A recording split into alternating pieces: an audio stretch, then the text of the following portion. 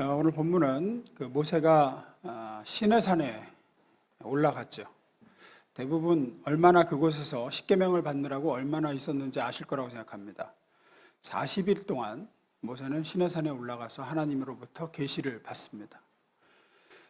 이 40일이라는 기간이 길다면 길고 짧다면 짧은 시간일 겁니다.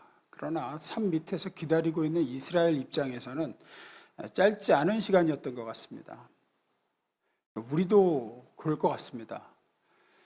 지금이야 모세에게 휴대폰으로 전화해서 어떻게 돼가고 있어요 물어볼 수도 있고 그렇지만 40분만 우리가 연락이 안 돼도, 예를 들어서 가족에게 전화했는데 전화를 계속 안 받아요. 40분만 안 받아도 걱정이 되기 시작하죠. 그런데 이제 올라간 지가 40일이 넘었단 말이에요.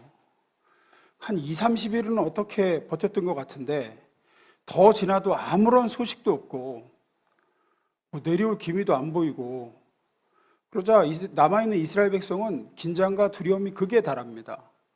그래서 어떡하죠? 1절 봅니다.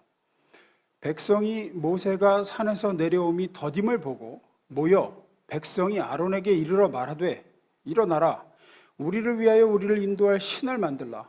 이 모세 곧 우리를 애굽 땅에서 인도하여 낸 사람은 어찌 되었는지 알지 못함이니라.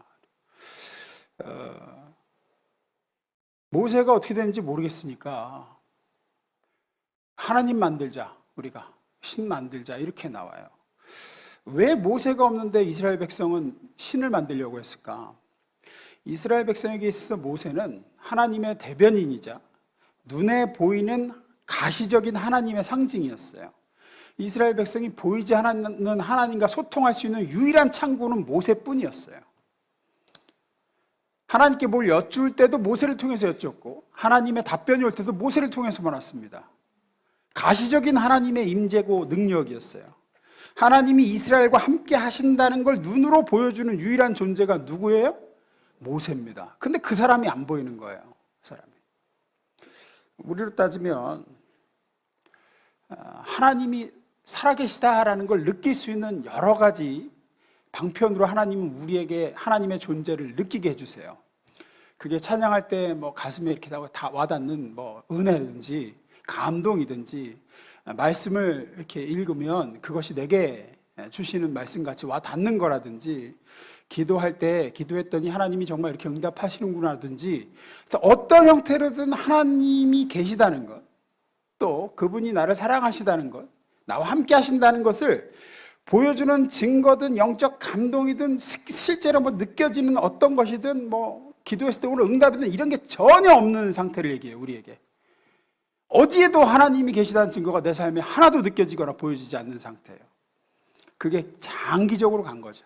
장기적으로. 특히나 우리에게 있어서는 기도 응답이 그럴 겁니다. 아무리 기도해도 조금의 변화도 일어나지 않고 하나님이 내 기도를 들으신다는 느낌이나 감동도 전혀 없는 상태가 오래 지속되는 거예요. 그 어떤 음성도, 그 어떤 위로도, 그 어떤 말씀도 없습니다. 내가 하나님을 느낄 전혀, 하나님은 무반응이신 거예요. 하나님의 부재감, 하나님이 계시지 않다는 상실감, 정말 내가 믿는 게 내 믿는 하나님이 진짜 계신 분인가 하는 회의감, 이런 게 장기화된 상태가 이스라엘의 상태입니다. 장기화된 상태. 그때 이스라엘이 어떻게 하느냐? 대안을 찾죠. 대안을. 참고 기다리자. 반드시 하나님은 살아계시며 하나님의 종 모세는 내려온다 라고 기다려야 되는데, 그 대신 뭘 만들죠? 금송아지를 만듭니다. 눈에 보이는 다른 대안을 찾아서 하나님을 등지죠. 진짜 하나님께서 침묵하시니까 가짜 하나님이라도 만들자. 참 하나님을 느낄 수 없으니까 만들어낸 하나님이라도 우리가 보고 느끼자. 그래서 금송아지 우상을 대안으로 삼습니다. 우리도 이럴 수 있습니다. 이제 하나님의 응답이 없으면 기다려야 되는데 못 기다리고 다른 대안을 찾는 거죠. 다른 대안을. 이럴 때 우리에게 하나님이 원하시는 모습은 뭘까? 우리 두 가지를 좀 나눠보겠습니다. 첫째, 읽어봅니다. 시작. 기다림이 믿음이다라는 겁니다. 모세가 시내산에 오르면서 뭐라고 명령합니까? 우리 24장 13, 14절 봅니다. 읽습니다. 시작.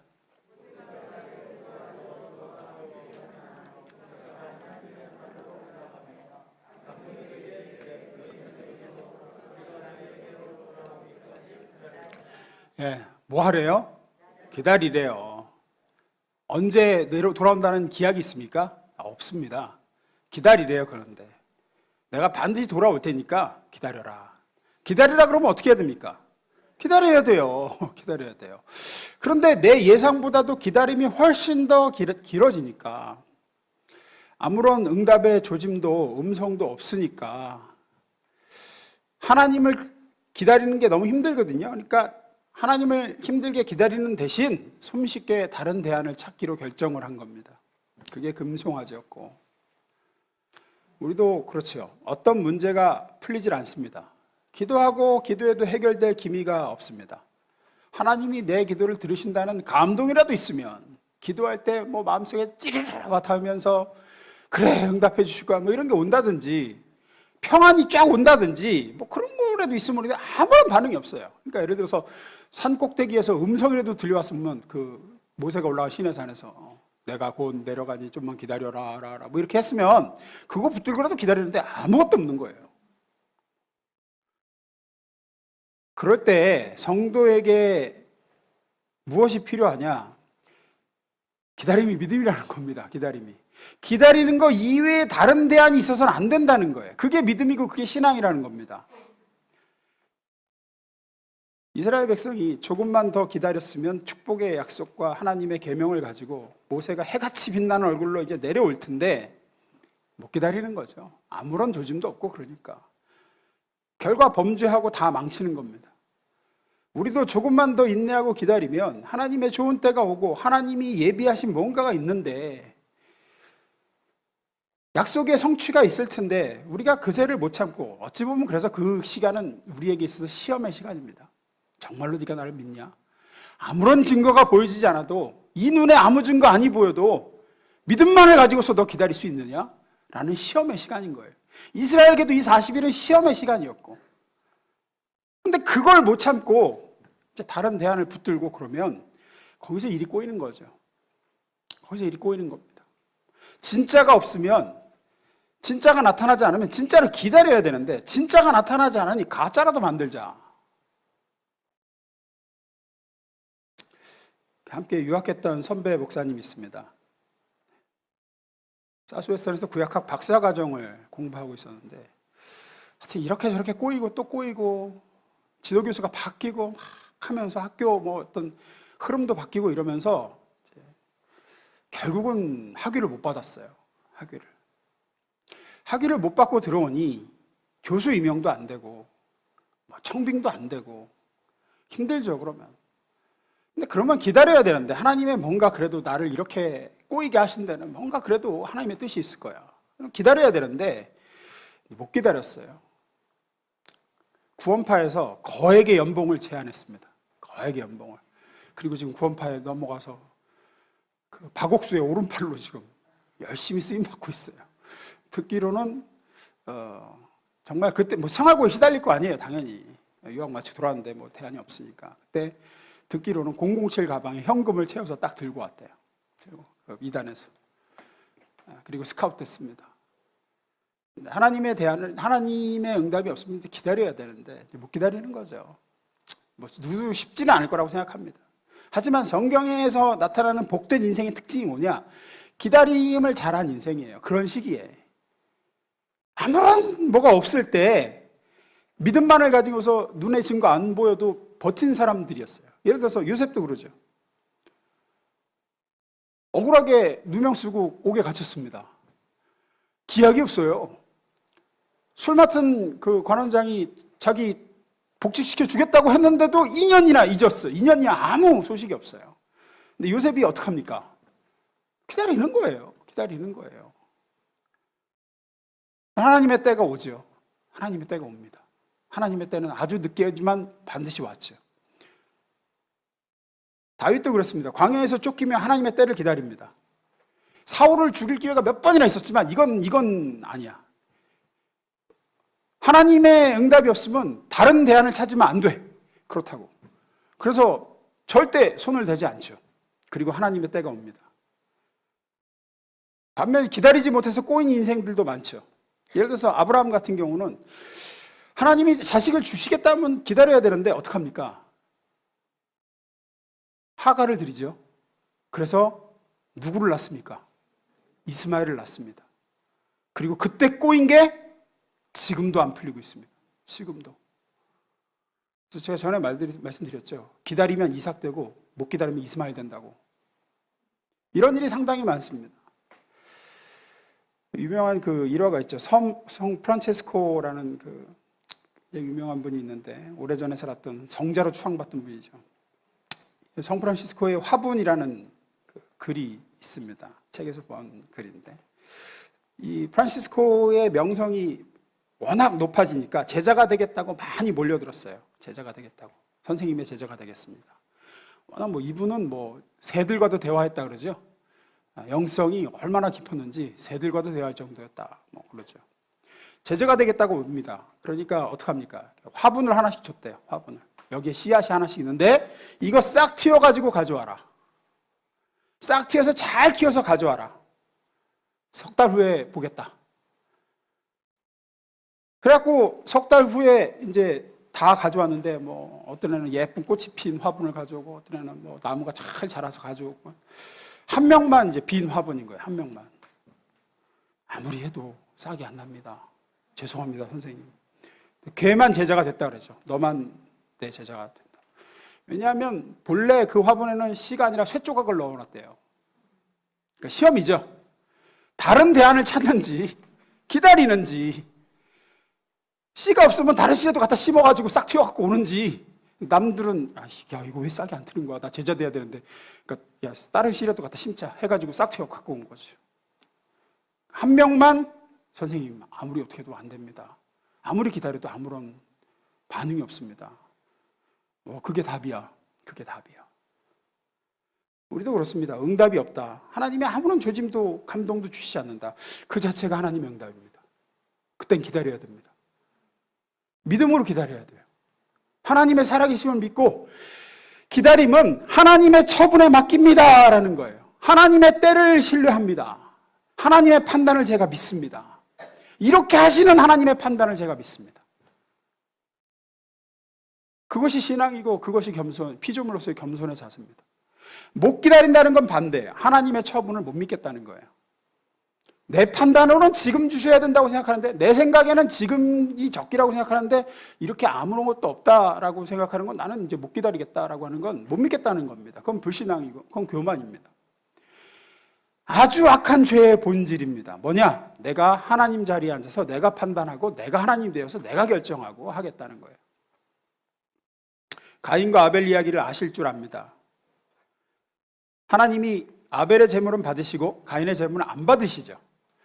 가인이 자기 제물을 안 받았다고 해서 어떻게 합니까? 예? 그 전에 죽이기 전에 낯빛이 변해요. 낯빛이 뭐냐? 하나님을 향해 분을 내기 시작합니다. 하나님은 화를 내는 가인에게 너 왜 낯빛이 그러냐?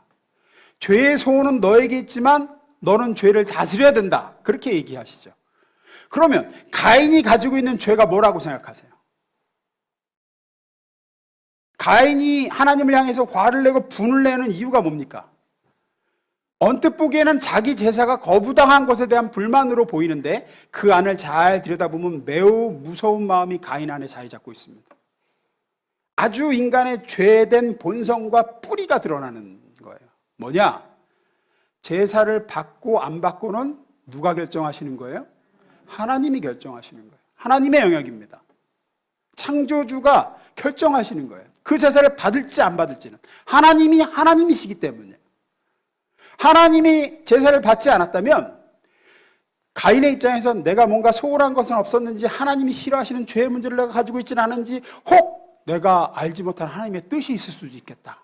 내가 잘못한 게 없는데 하나님이 안 받으셨다 그러면 그렇게 하나님의 결정을 받아들이는 게 피조물인 인간이 마땅히 창조주 하나님께 가져야 될 마음가짐이에요. 하나님의 결정을 받아들이는 거. 그런데 가인이 어떻게 해요? 대답 좀 하세요. 분을 냈다고요, 분을. 그건 뭐예요? 하나님이 받아야 되는데 왜 받지 않느냐는 겁니다. 가인은 하나님의 고유 영역에 침범을 한 거예요. 하나님의 주권을 인정하지 않고 하나님이 결정할 것들까지 자기가 결정하고 판단하는 거에 보여지는 거예요.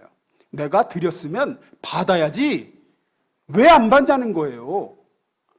어떻게 내가 드린 것인데 안 받을 수 있냐. 쉽게 말하면 내가 준 것이면 무조건 받아야 된다는 논리입니다.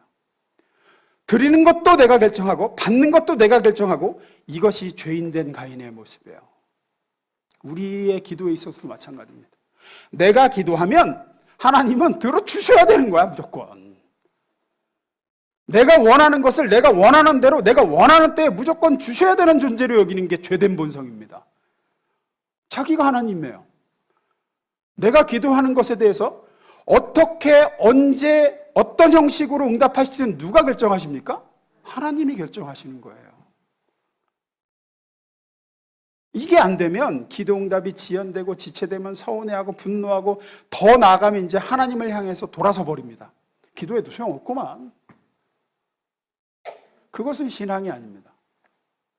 하나님은 하나님이세요. 언제 주실지, 무엇을 주실지, 어떤 응답으로, 어떻게 하실지 결정은 누가 하십니까? 하나님이 하세요. 그리고 그 결정이 가장 옳고 가장 선하며 가장 유익합니다. 그것을 믿는 게 믿음이에요. 따라서 그것을 받아들이고 기다릴 줄 아는 게 신앙이라고요. 여러분 안에 하나님을 하나님으로 인정해드리고 하나님의 때를 기다릴 줄 아는 믿음이 저와 여러분 속에 있기를 주님으로 축원합니다. 두 번째 읽어보겠습니다.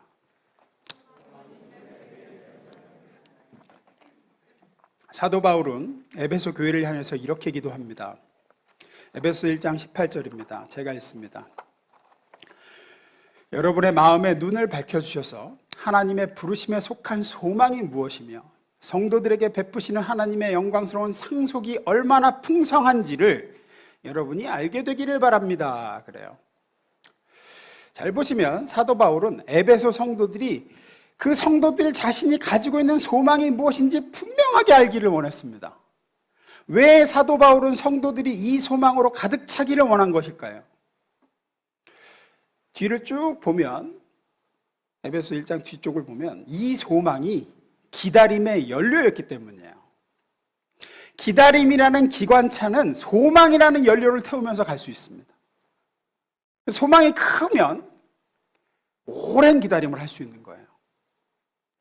기다림이 쉬우려면 따라서 소망을 품고 기대하는 마음이 우리 속에 있어야 돼요. 뭐냐? 이런 거예요. 기도를 하는데 응답이 지연되고 내 생각보다 훨씬 더 하나님이 아무 일도 안 하고 계세요. 그러면 그때 그 기다림의 연료가 되는 건 뭐냐? 이런 소망이에요. 와, 도대체 얼마나 좋은 걸 주시려고 이렇게 뜸을 들이실까? 여러분, 고급 레스토랑일수록 요리를 기다리는 시간이 긴 거 아세요? 요리 하나 받고 한참 기다려 그 다음 요리 나오고, 그것 좀 먹고 또 얘기하고 한참 있으면 또 하나 나오고. 저도 안 가봐서 모르는데 그렇대요. 얼마인지 아세요? 시간이? 디너 타임 같은 경우 뭐 미슐랭 5스타 프랑스 요리 이런 데 얼마인지 아세요? 짧게는 4시간에서 길게는 6시간 동안 먹어요.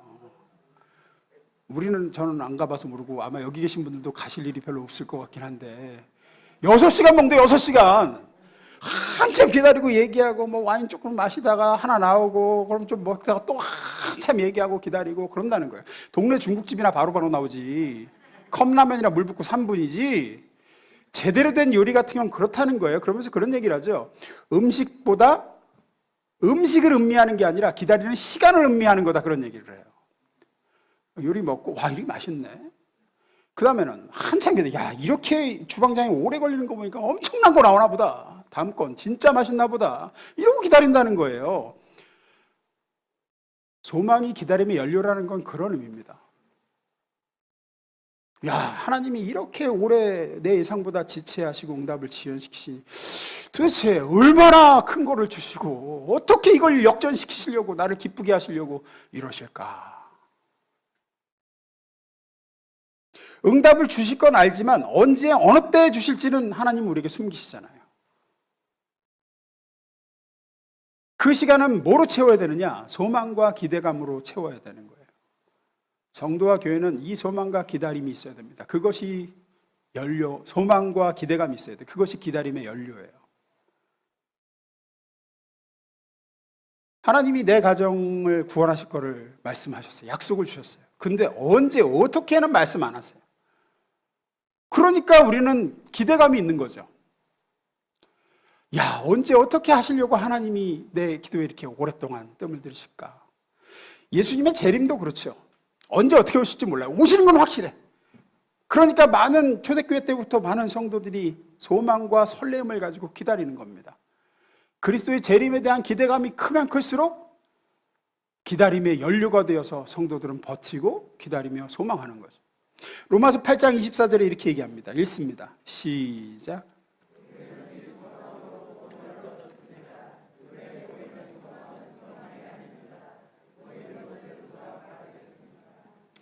보이지 않는 것을 우리가 바란다라는 건, 보이지 않는다는 건 알 수 없다는 뜻이에요. 하나님이 어떻게 일하시고 어떻게 응답하시고 어떻게 내 상황에 이걸 바꿔줄지는 몰라. 언젠지도 모르고 어떻게인지도 몰라. 그러니 우리가 소망하는 거 아닙니까? 그러니 우리가 설레이는 거 아닙니까? 하나님의 깜짝 파티를, 여러분 깜짝 파티를 예를 들어서 생일인데 뭐 생일 축하합니다를 다 알고 있으면 그게 김새잖아요. 우리나라는 별로 없는데 미국 같은 경우는 그런 거 되게 많습니다. 뭐 창고로 잠깐만 와보라고 그러고 가면 갑자기 불 다 켜지면서 생일 축하합니다 막 이렇게 하는. 근데 뭐 벌써 수근수근 하는 게 다 들리고 뭐 하는 거 하면 김새잖아요.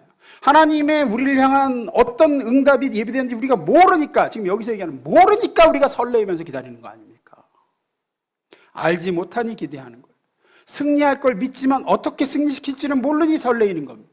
주실 걸 분명히 알지만 언제는 모르니까, 그러니까 우리가 그 기대 마음을 가지고 기다릴 수 있는 거 아닙니까? 꽤 오래전부터 유행한 게 있습니다. 우리나라에도. 그 랜덤 박스라는 거예요. 랜덤 박스. 들어보셨어요? 랜덤 박스 아세요? 모르죠? 그러니까 보통 우리가 쇼핑몰에다 뭘 주문을 하면은 상품을 누가 고릅니까? 주문하는 사람이 고르죠. 내가 골라서 이거 사겠다고 주문해서 받는 거죠. 근데 이제 랜덤 박스 같은 경우는 돈만 내는 거예요. 뭘 보낼지는 몰라. 쇼핑몰에서 결정을 해요. 예를 들어서 10,000원 내면 상품 상자를 구입하는 거예요. 그러면 그 상자에 뭘 넣어서 보내줄지는 나는 몰라요. 나는 몰라. 보내는 건 쇼핑몰 마음이에요. 복불복이래요. 근데 우리나라는 보통 싸구려 많이 들어있대요. 뭐 이렇게 안대, 뭐 쓰레빠, 뭐 중국산 뭐 이런 거 많이 들어있고, 가끔 고가의 뭐가 들어있대. 가끔.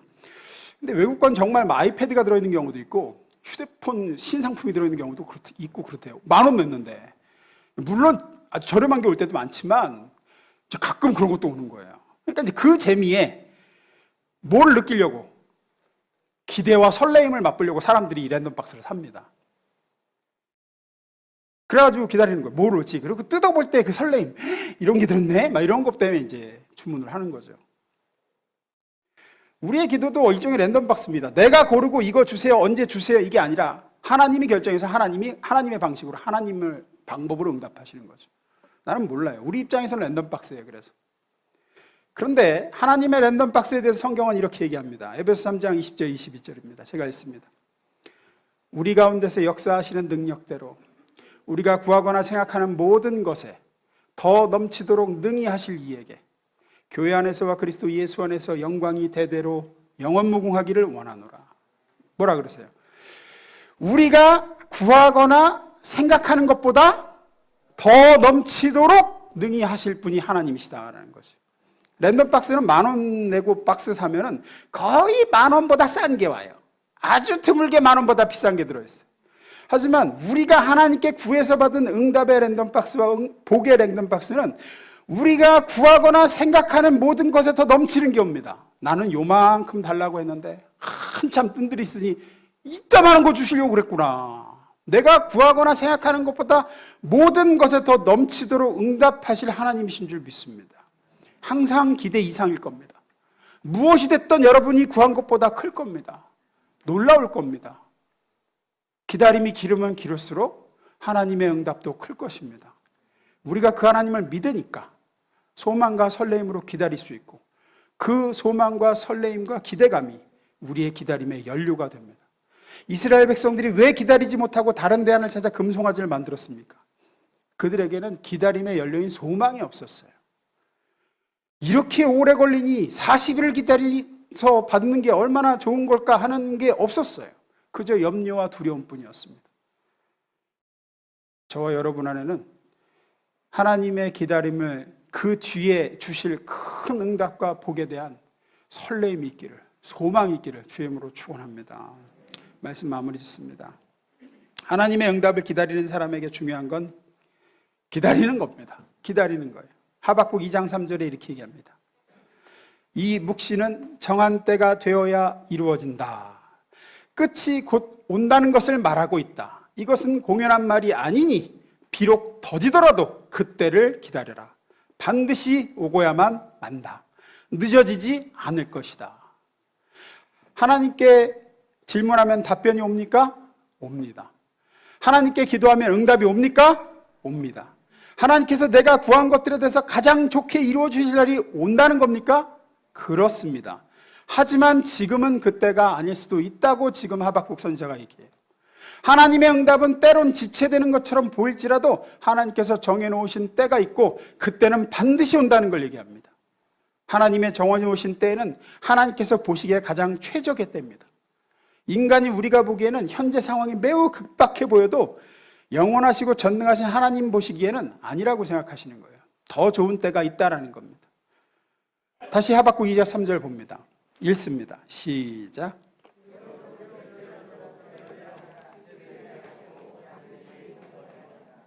잘 보시면 이 말이 모순돼 있어요. 더디다는 말하고 지체된다는 말은 같은 말이잖아요. 근데 지금 뭐라 그래요? 응답이 비록 더딜지라도 지체되지 않는다. 이게 무슨 소리야? 늦더라도 늦지 않는다는 말이거든요. 이미 더디다는 말은 지체된다는 건데 더디지만 지체되지는 않을 것이다. 이건 히브리 원어로는 모순이 아닙니다. 원어적인 의미는 이런 거예요. 늦게 온다고 응답이 오지 않는 것은 아니다. 늦더라도 하나님의 때는 가장 좋은 때 반드시 온다라는 겁니다. 우리 인간에게 어려운 것이 있다면 바로 기다리는 겁니다. 기도하고 또 기도해도 상황이 좋아지지 않을 때 그때 우리에게 하나님이 보시고자 하는 건 기다리는 겁니다. 하나님께서 응답과 구원과 승리의 날을 주시는 것이 정해져 있고 그때는 반드시 오니 너는 믿음을 가지고 기다릴 줄 알아야 된다. 이스라엘 백성은 기다리지 못했습니다. 왜? 믿지 못했기 때문입니다.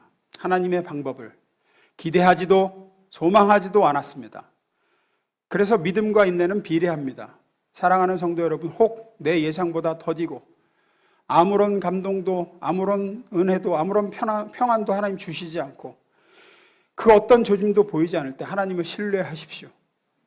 하다못해 인터넷 쇼핑업체에도 10,000원 보내놓고 믿고 기다립니다. 내가 10,000원 냈으니까 오긴 반드시 온다. 뭐가 올지는 모르지만 기대하고 신뢰하며 기다리거든요.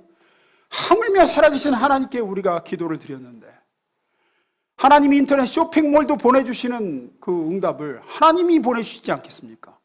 하나님은 우리가 구하거나 생각하는 모든 것에 더 넘치도록 능히 하실 분이라고 성경은 분명히 얘기하고 있습니다. 여러분이 구하거나 생각한 것보다 훨씬 더 넘치도록 응답하실 것입니다. 하나님의 때, 하나님의 방법으로. 주님이 뜻하신 우리 찬양 있죠? 헤아리기 어려울지라도 나는 믿노라.